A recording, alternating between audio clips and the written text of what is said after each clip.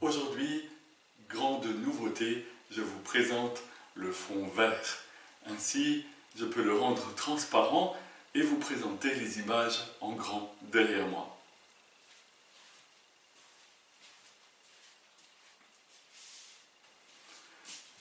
Petit voyage à Rome en ce temps de confinement. Tout ça pour vous parler du 5e don de l'Esprit Saint, le don de force. Pourquoi devrions-nous être fortifiés par l'Esprit? Parce que la vie chrétienne est un combat. Et d'abord, il y a le combat intérieur pour surmonter les défauts de notre tempérament ou les détresses intérieures qui sont liées aux blessures que nous avons reçues. Par exemple, pour les défauts de notre tempérament, un tel doit lutter en lui contre la tendance à penser que les projets sont plus importants que les personnes. Un autre doit lutter contre la tendance à penser qu'on est très bien lorsqu'on s'isole de tout pour ne pas souffrir de tout ce qui est imparfait, de tout ce qui est ambigu. Un autre doit lutter contre la tendance à toujours plaire aux gens sans chercher ce qui est vrai. Chacun, nous devons chercher quel est le défaut de mon tempérament pour pouvoir le corriger. Et puis, dans le deuxième rayon, le rayon du combat contre les détresses intérieures qui viennent de nos blessures, eh bien, par exemple, un tel doit lutter, et je pense que c'est presque tout le monde, pour éviter de se combler soi-même de telle ou telle façon. Ou lutter pour croire à l'amour de Dieu, à l'amour des autres. Ou lutter pour ne pas se rassurer par toutes sortes de possessions matérielles. Tous ces combats demandent du courage.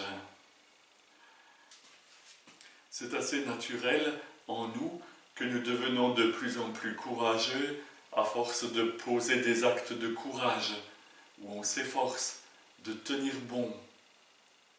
Et au contraire, nous devenons des moules à force de céder à nos passions. Par le don de l'Esprit Saint, Dieu ne veut pas nous laisser seuls avec nos propres forces.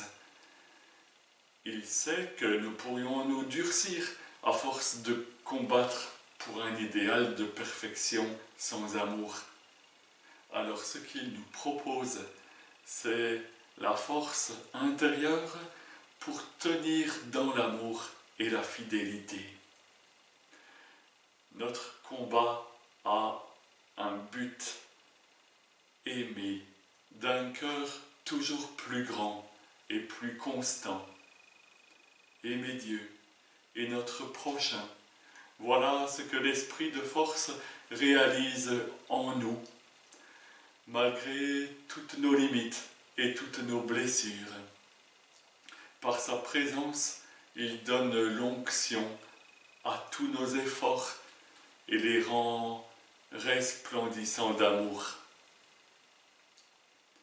C'est pourquoi saint Séraphin de Sarov disait que le but de la vie chrétienne consiste dans l'acquisition du Saint-Esprit et qu'une bonne action faite au nom du Christ apporte les fruits du Saint-Esprit, tandis que le bien qui n'est pas fait au nom du Christ n'apporte pas la grâce divine.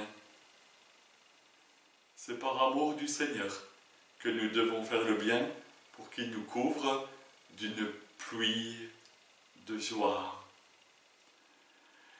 Je vous laisse un peu dubitatif avec cela et j'y reviendrai la prochaine fois.